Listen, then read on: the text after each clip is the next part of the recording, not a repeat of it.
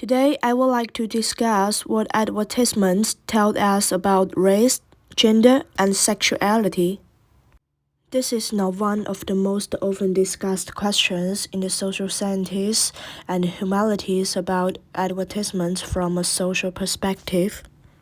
The notion is that advertisements reflect race, class, gender, and sexuality in different ways.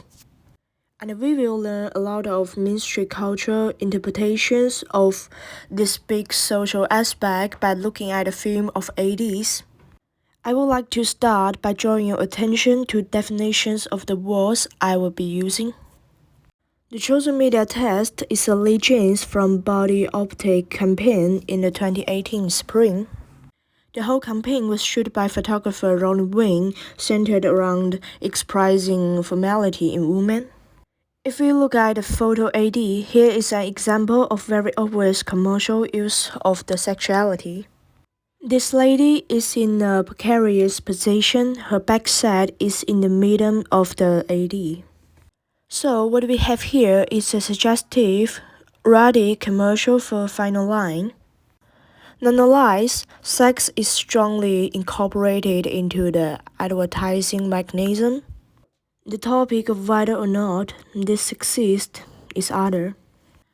It is just that it is always linked to advertisements in order to capture the interest of customers and probably convince them to purchase specific goods. Now consider gender representations as this happens, as well as how masculinity versus femininity is portrayed.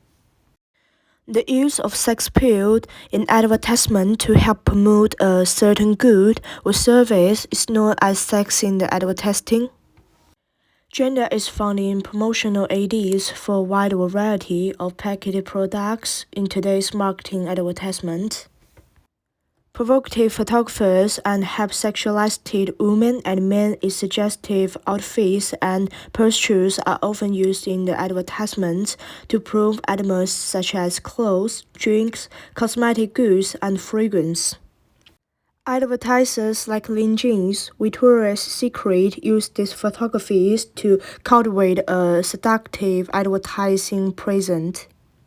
Furthermore, sexuology is being used to market mainstream brands that are not generally synonymous with sex. This is in concurrence to the findings in Hutton and China back in 2011, where they discovered that women are becoming more prone to be hypersexualized, but men were never really objectified to the same extent. These studies not only track the developments in the sexualization of men and women in the mass culture over time, but also point to a reduction of generally appropriate forms of masculine femininity as portrayed by the media. If we recall the reading from class, The Sexualization of Culture by Rosalind Gill, she again stressed that Western media has become overwhelmingly filled with the imperial depiction of women, and a sexualized society has become normalized and mainstreamed. By definition, when a human is broken into just part of sexual body parts or foundations, regarded as silent object, and judged purely on the basis of his or her sexuality, or so-called sexual objectification.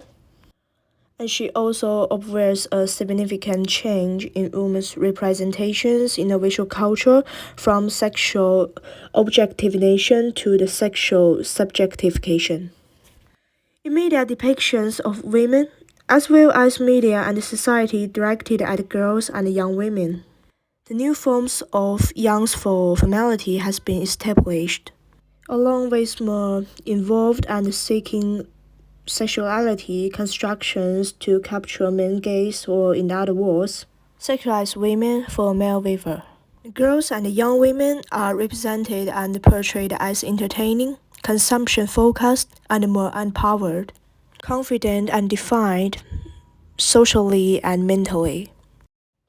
Although the marketers would certainly want to showcase their clothing and products in the most appealing way imaginable, Caution must be taken to ensure that the models are not seen in an inappropriately provocative or objectifying manner.